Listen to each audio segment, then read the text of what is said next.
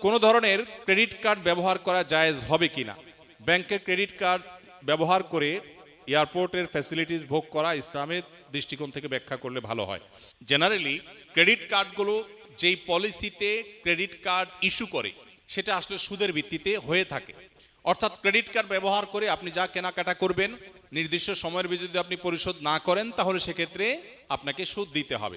ইসলামী ব্যাংকগুলো যেটা করে সেটা হলো যে আমরা সুদ নেব না, এটাকে তারা বিভিন্ন নামে সার্ভিস চার্জ হিসাবে বা বিভিন্নভাবে তারা কেটে থাকে।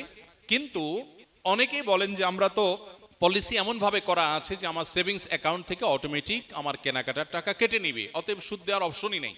এরকম হলে তিনি তো সুদ থেকে বেঁচে আসেন, কিন্তু যে এগ্রিমেন্ট হয় সেখানে তো লেখা থাকে যে আমি যদি পরিশোধ না করি এবং নির্দিষ্ট টাইম পার হয় তাহলে আমাকে অতিরিক্ত পেমেন্ট করতে হবে। এটা আসলে সুদের চুক্তি, এই জন্য এটা আসলে জায়েজ হয় না। এখন যদি কোনো ব্যাংক এরকম শরিয়ার সব শর্তগুলোকে মেনে কার্ড ইস্যু করতে পারে, সুদের ধারে কাছেও না থাকে, তাহলে সেটা জায়েজ হতে পারে, কিন্তু এটা সুদূর পরাহত। আমি আমার বন্ধুদের প্ররোচনায় পড়ে জিনার মতো কাজে নিজেকে জড়িয়ে ফেলেছি, নাউজুবিল্লাহ। এখন এই পাপের জন্য খুব অনুশোচনা হচ্ছে। দেখুন, শয়তানের সবচেয়ে বড় অস্ত্রের নাম হলো নৈরাশ্য। শয়তান মানুষকে আশাহত করে দিলে এটা হয় তার সবচেয়ে বড় সাকসেসের বিষয়। আর ইমানদারের কাজ হলো কোনোভাবে শয়তানকে সাকসেস হতে না দেওয়া। আল্লাহ বলেছেন লা তাকনাতু মির রাহমাতিল্লাহ, আল্লাহর রহমতের আশা কখনো তোমরা ছেড়ে দিবে না, কখনো নিরাশ হবে না। ইন্নাল্লাহা ইয়াগফিরুয যুনুবা জামিআ, আল্লাহ সকল গুনাহ মাফ করে দিবেন। এমন কোনো পাপ নেই যে পাপ আল্লাহ মাফ করবেন না। ক্ষমার অযোগ্য বলতে পৃথিবীতে কোনো পাপ নেই। শিরকে আল্লাহ মাফ করবেন না যে কোরআনে বলা হয়েছে, এটারও ভুল মিনিং আমরা অনেকে জানি। এটার সঠিক মিনিং হলো পৃথিবীতে যদি কেউ শিরক করার পরেও তওবা করে, ফিরে আসে, অনুশোচনা করে, আল্লাহ মাফ করে দেন। যদি শিরক নিয়ে মারা যায় সেটা মাফ হবে না। অতএব জেনায় লিপ্ত হয়ে গেছেন কোন তরুণ, নিজের পাপ বুঝতে পেরে আল্লাহর কাছে ক্ষমা প্রার্থনা করেছেন, আর কখনো সে পথে ভুলেও পা মারাবেন না এ মর্মে সংকল্প করেছেন, এই কাজগুলো যদি কেউ করেন আল্লাহ তাআলা নিঃসন্দেহে তার গুনাহ মাফ করবেন। এবং আল্লাহর প্রতি সেই আত্মবিশ্বাসে আস্থা থাকতে হবে।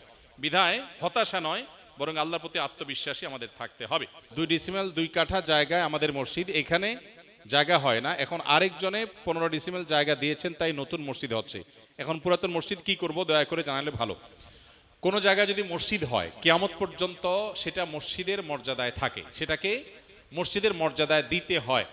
এই জন্য কোনো জায়গায় একটা ছোট মসজিদ আছে, এটা সংকুলন হচ্ছে না, খুব ভালো কথা, তো একটা নির্দিষ্ট দূরত্বের পর আরেকটা মসজিদ হবে।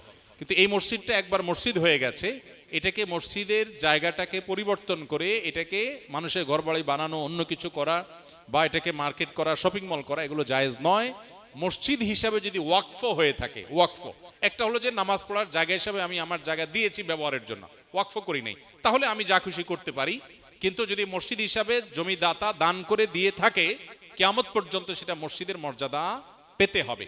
যদি প্রয়োজন হয় নির্দিষ্ট দূরত্বে আরেকটা মসজিদ হবে, এবং মাইকের আওয়াজ ইত্যাদি একটা আরেকটা ডিস্টার্বের কারণ না হয় সেদিকটা খেয়াল রাখতে হবে। কিন্তু কোনো অবস্থাতেই এই মসজিদটাকে ড্যামেজ করে বা এটাকে আপনার ডিস্ট্রয় করে সেখানে নতুন কোনো প্রতিষ্ঠান মসজিদ ছাড়া অন্য কিছু করা, এটা জায়েজ হবে না। এজন্য মসজিদকে মসজিদের মর্যাদা দিতে হবে।